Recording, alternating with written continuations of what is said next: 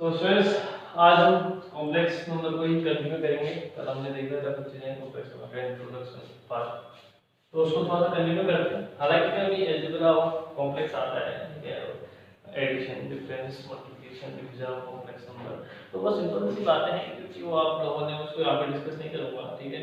वो आपने पहले से पढ़ते आ रहे, ठीक है।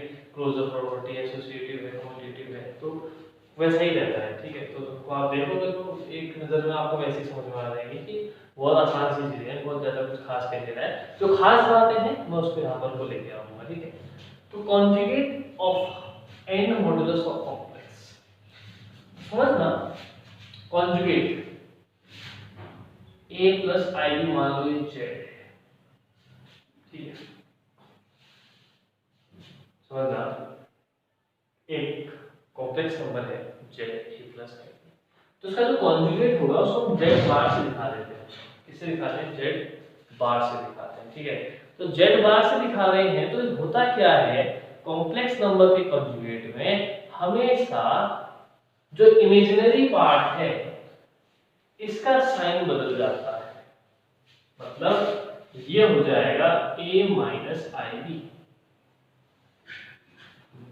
बात समझो, ऐसा क्यों कहा कि इमेजिनरी का ही साइन बदलेगा? क्योंकि अगर आप ऐसा लिखते हो, अगर मैं कह दूं 3i प्लस 2, इसका कॉन्जुगेट बताओ, तो आप कह देते भैया 3i माइनस 2, लेकिन ये बात क्या है?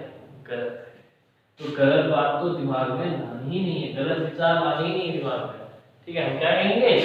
माइनस 3i प्लस 2, ये इसका क्या रहेगा? कॉन्जुगेट रहेगा। बात समझ में आई नहीं? अब एक बात देखते हैं कि यार इससे क्या रिजल्ट निकलते हैं। कॉन्जुगेट के कुछ रिजल्ट हो सकते हैं क्या? कि अगर मैं जेड बार चेक करूं तो क्या होगा? ठीक है, मुझे पता है ए प्लस आई बी अगर जेड है तो उसका बार क्या होगा? ए माइनस आई बी, और अगर उसका भी बार निकाला जाए तो वापस बनेगा a plus i b. It means it will give you z. बात समझ आई? जेड बार का जेड बार आपको जेड ही तो देगा। अरे कॉमन सेंस लगाओ, ए प्लस आई बी का बार गया ए माइनस आई बी, माइनस आई बी वापस प्लस, अगेन बार, ठीक है।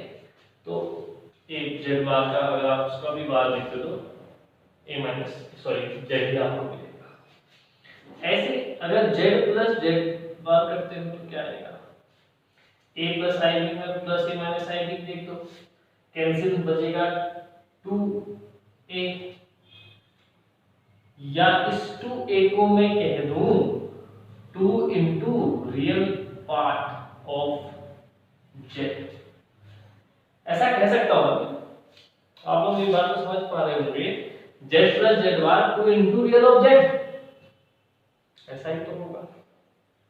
क्योंकि क्या हो जाएगा? Plus i b minus I b cancel, और जो ए है ये क्या है? रियल पार्ट ऑफ जेड है, ठीक। ऐसे ही अगर मैं जेड माइनस जेड बार करूं तो क्या आएगा भाई? समझो, a plus i b minus a plus i b cancel, twice of imaginary part कह दो सीधे सीधे, तो क्या आएगा? 2 इंटू इमेजिनरी ऑफ जेड, ठीक है। ये कहने का तरीका है, बाकी आप इस बात से समझ सकते हो कि क्या कहना चाह रहा हूं, ठीक है। ऐसे ही अगर Z1 और Z2 दोनों के ऊपर बार है तो आप इसको ऐसा भी कह सकते हो, ये बात भी कही जा सकती है, ठीक। और ऐसे ही अगर Z1 अपॉन Z2 का बार है, ठीक है, तो आप इसको ऐसा भी कह सकते हो। बात समझ में आई? जेड कॉन्जुगेट का मतलब यहाँ पर तो सिर्फ इमेजिनरी पार्ट का साइन ही बदलेगा, इस बात को आपने समझना है, ठीक है। यहाँ तक की बात आपको समझ में आई होगी। जेड बार का बार जेड मिलेगा, Z plus Z bar twice real of Z, Z minus Z bar twice imaginary of Z, ठीक है। तो ये कुछ कॉन्जुगेट से रिलेटेड प्रॉपर्टीज थी, ठीक है। अब इसके बाद देखते हैं अच्छा एक चीज और देखते हैं, जेड इनवर्स को मैं 1/z लिख सकता हूं, जेड इनवर्स को मैं 1/z लिख सकता हूं। तो जेड इनवर्स को मैंने 1/z लिखा, तो एक बात यहां पर तो बनेगी, ठीक है, Z inverse equal to 1/z, ठीक है, यानी इनवर्स ऑफ, इसको हम इनवर्स ऑफ जेड कह सकते हैं, ठीक है। तो इसको अगर यहाँ पर, चलो इस बात को पहले मॉडुलस वाली बात बताता हूँ, उसके बाद इसको एक्सप्लेन करेंगे, ठीक है। उसके लिए मॉडुलस आएगा बीच में, तो मॉडुलस बताना जरूरी है। तो पहले मॉडुलस की बात करते हैं कि मॉडुलस क्या है, तो ये बात उसमें आ जाएगी, ठीक है। तो इतना आपने देख लिया, ठीक है। तो अब बात करते हैं एक बार मॉडुलस ऑफ कॉम्प्लेक्स नंबर की, राइट। तो अब देखते हैं मॉडुलस ऑफ कॉम्प्लेक्स नंबर, ठीक है। तो मॉडुलस ऑफ कॉम्प्लेक्स नंबर इसको हम दिखाते हैं इससे, ठीक है, modulus of Z, mod of Z, ठीक है। ये होता है root A square plus B square. अरे एक संशय दिमाग में बन रहा होगा कि क्या है, क्यों है। तो अगर इसको मैं इस तरह से एक बात कहूं कि दरअसल ये देखो, ये जो कॉम्प्लेक्स नंबर है कहीं ना कहीं प्लॉट तो किया होगा, ठीक है। तो आर्गन प्लेन में उसको प्लॉट करते हैं, तो उस पॉइंट की ओरिजिन से जो डिस्टेंस है वही क्या है। अगर मैं कहूं यहां से यहां तक ये वाला पार्ट बी, तो इसकी वैल्यू क्या होगी, root of A square plus B square. तो यही चीज क्या है, मॉडुलस ऑफ जेड, ठीक है। ये बात आपको समझ आ गई होगी कि दरअसल मॉडुलस क्या है, ये मैंने आपको बता दिया, ठीक है, सिंपल सा सेंटेंस में, कि उस पॉइंट की जो कॉम्प्लेक्स नंबर का पॉइंट है, जब हम उसको आर्गन प्लेन में प्लॉट करते हैं, ठीक है, आर्गन प्लेन में हम वैसे आर्गन प्लेन में ही हम कॉम्प्लेक्स नंबर को क्या करते हैं, प्लॉट करते हैं। तो उस पॉइंट की इस ओरिजिन से जो डिस्टेंस है वो क्या होगी, root A square plus B square. The thing is कि मॉडुलस वही चीज है, ठीक है। तो अब बात करते हैं कि भाई जेड तो आया root A square plus B square, तो जेड बार क्या होगा, तो जेड बार क्या होगा, पहले जेड बार देखो, a माइनस आई बी, तो इसका मॉडुलस क्या आएगा, ये भी तो वही आ जाएगा, a स्क्वायर माइनस b का स्क्वायर बी स्क्वायर, तो a square plus B square. तो एक बात समझ में आई कि z का मॉडुलस हो चाहे z बार का मॉडुलस हो या फिर मॉड ऐसा हो, ठीक है, ऐसा हो, तो हमेशा बात एक ही निकलेगी, क्या, root of A square plus B square. अब आते हैं उस रिलेशन में जो मैं आपको पहले बताना चाह रहा था, लेकिन मॉडुलस आपको नहीं बताया था, तो उस वजह से मैंने आपको रोक दिया। जेड इनवर्स होता है 1/z, ठीक है। तो 1/z को मैं कह सकता हूं क्या, 1/a प्लस ib, ठीक। तो 1/z is equal to a minus ib upon a plus ib into a minus ib। ऐसा तो करते हैं, विजुअलाइजेशन सुना पड़ा होगा आपने। तो 1/z is equal to basically a minus ib क्या है, z बार अपॉन ये बनेगा क्या, एक बात याद रखना सीधे सीधे, a plus b into a minus b क्या होता है, a square minus b square. गलत, कॉम्प्लेक्स नंबर में ही होता है a square plus b square. हम कॉम्प्लेक्स पढ़ रहे हैं तो याद रखना, कॉम्प्लेक्स में a plus b into a minus b हमेशा a square plus b square ही मिलेगा।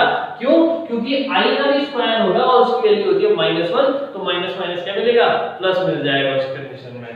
तो 1/z अपॉन ये आपको क्या मिलेगा, a square plus b square, ठीक है।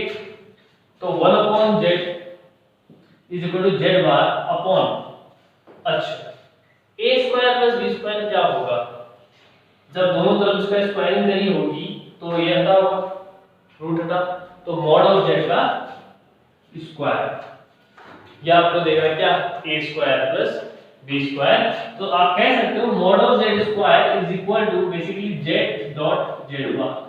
एक ये रिलेशन हमारे पास बन के सामने आता है कि modulus of Z square is equal to Z dot Z बाकी। ठीक है, इससे आप कुछ क्वेश्चन बन जाएंगे काफी सारे जो इस लेसन पे बेस्ड होंगे। ठीक है, तो थोड़ा सा इंट्रोडक्शन पार्ट। तो इसमें एक रियल स्क्वायर रूट वाली बात आती है, वैसे तो आपका हट चुका है लेकिन मैं इसको एक बार बता देना चाहूंगा आपको। तो देखिए मैं देख लेते हैं square root of negative real number.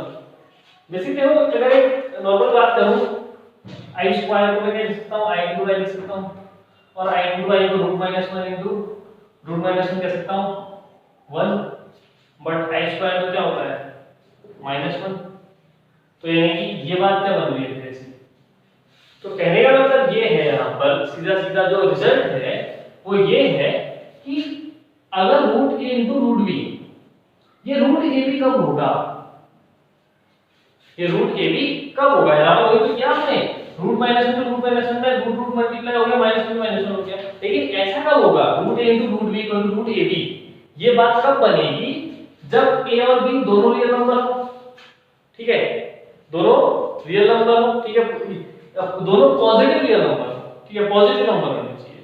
या फिर दूसरी कंडीशन क्या, A and B positive numbers. ठीक है, पॉजिटिव रियल नंबर्स कह सकते हो।